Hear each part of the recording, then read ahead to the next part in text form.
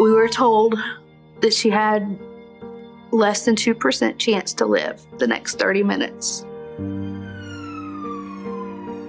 And just the day before, we were just told we had the flu.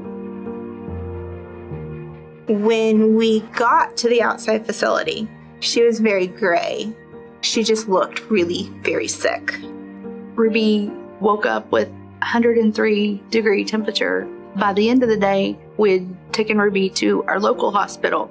They kept her there for about 8 hours, did some blood work, said she just has a really, really bad case of the flu. We're gonna send her home. We got a call that same morning saying, we need you to bring Ruby back up to the hospital. Said, okay, we'll be there as soon as we can. They said, no, bring her now. So we get her there, and about 15 doctors and nurses just swarm her. The blood work had showed she had a very, very high infection in her blood. They said she needs to go to a children's hospital. I grabbed the nurse by the hand. I said, if this was your child, where would you send her? She said, St. Joe's. Send her. We fully expected to go bring a patient back that needed some IV antibiotics and would go home the next day. What we walked into was very different. They came in, had control of the situation, and I remember looking at my partner that day and just being like, we need to get out of here. We need to get her back to St. Joe's. I remember telling Mom, we're going to do everything we can to make her as comfortable as possible, and just reassuring her that we've got it. As they're moving her from the hospital bed onto the stretcher, I grabbed one of them. I remember her hugging me and just being like, that's my baby.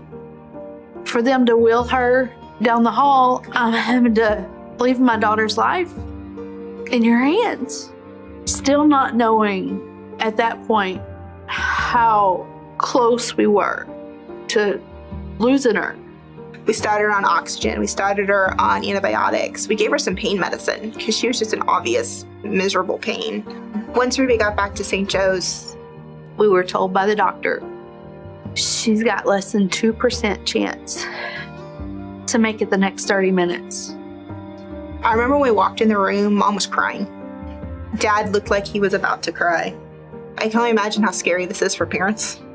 We're fighting, but it's not looking good. She had to be placed on life support. She was on multiple medications to keep her blood pressure up, receiving numerous antibiotics. It got into her blood, it got into her bones, it got into her lungs. So we made it the next 5 minutes.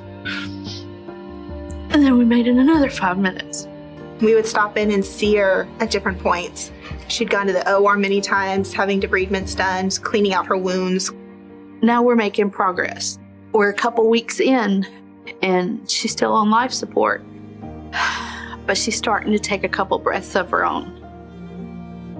That 3 weeks ago we didn't think she would ever be able to do. It was amazing. We laughed, we cheered. When she finally came out of the coma after 26 days, I could brush her beautiful red hair. Miracle after miracle, she was eventually able to sit up. Then her first time standing. Ruby defied the odds. It's very humbling to be part of stories like Ruby's story.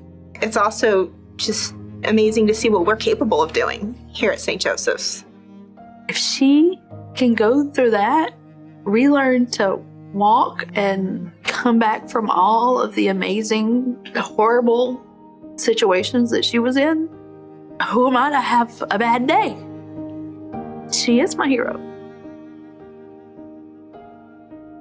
To hear Ruby laugh, to see her smile, and now I can see those gorgeous eyes and hear her laugh, see her infectious grin. It means the world to me, and I'm so grateful. It's amazing. You see kids who literally shouldn't live. You see the worst case scenarios turn out well. Oh, wow. If the transport team hadn't have gotten there as quickly as they did, Hi! And they got her to St. Joe's in time. 14 minutes made such a difference in her being here and her not being here. And it's because of you guys.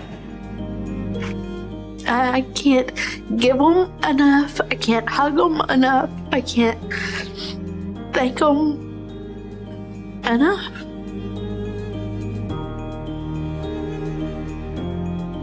They saved my daughter's life. How do you put a price on that?